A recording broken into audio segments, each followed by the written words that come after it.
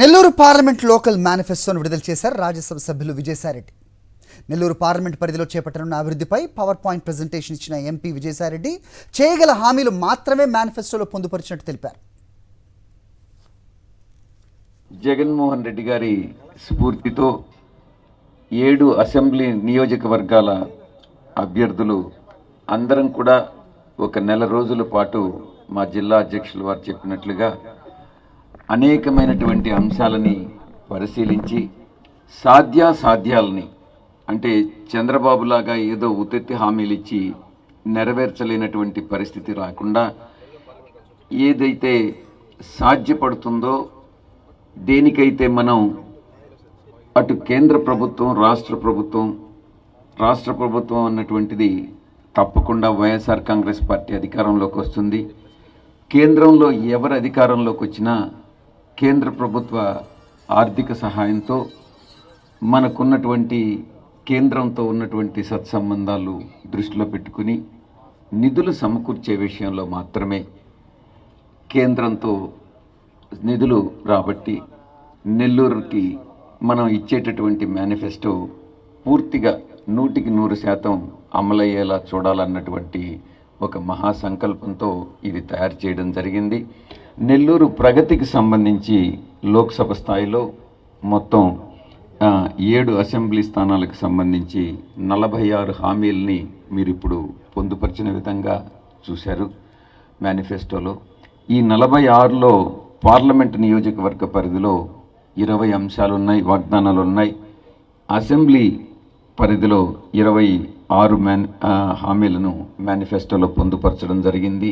20+26 రెండు కలిపి 46 వాగ్దానాల్ని చేయడం జరిగింది. ఇక అసెంబ్లీ నియోజకవర్గాలన్నిటిలో కూడా విస్తృతంగా పర్యటించి ప్రజాభిప్రాయ అందరూ కూడా పార్టీ కార్యకర్తల్ని అందరి దగ్గర నుంచి కూడా అభిప్రాయాలు సేకరించిన తర్వాత ఈ జిల్లా ప్రగతికి నియోజకవర్గాల వారీగా ప్రతిపాదనలు తీసుకొని ఈ యొక్క లోకల్ మేనిఫెస్టోని మా యొక్క గౌరవ అధ్యక్షులు ఇచ్చినటువంటి స్ఫూర్తితో, పార్టీ అధ్యక్షులు గౌరవ ముఖ్యమంత్రులు ఇచ్చినటువంటి స్ఫూర్తితో దీన్ని మనం తయారు చేసుకోవడం జరిగింది. నిన్నను ఈరోజు చంద్రబాబు నాయుడు మేనిఫెస్టోను విడుదల చేయడం జరిగింది. ఇప్పుడు జనసేన, బీజేపీ, టీడీపీ కూటమిగా ఏర్పడి మేనిఫెస్టోలో మాత్రం చాలా ఏదో తెలివైన వాడిని అనుకుంటాడు చంద్రబాబు. ఇది జనసేన, తెలుగుదేశం పార్టీ అధినేతల ఫొటోస్ మాత్రమే దానిలో ఉన్నాయి. బీజేపీ అధినేత మోడీ గారి ఫోటో ఎందుకు లేదు అన్నటువంటి విషయాన్ని నేను ప్రశ్నిస్తూ ఉన్నాను. ఇదే మీరు 2014లో తీసుకుంటే మోడీ గారి ఫోటో ఉంటుంది, కానీ ఇప్పుడు మోడీ గారి ఫోటో దీనిలో మాయమైంది.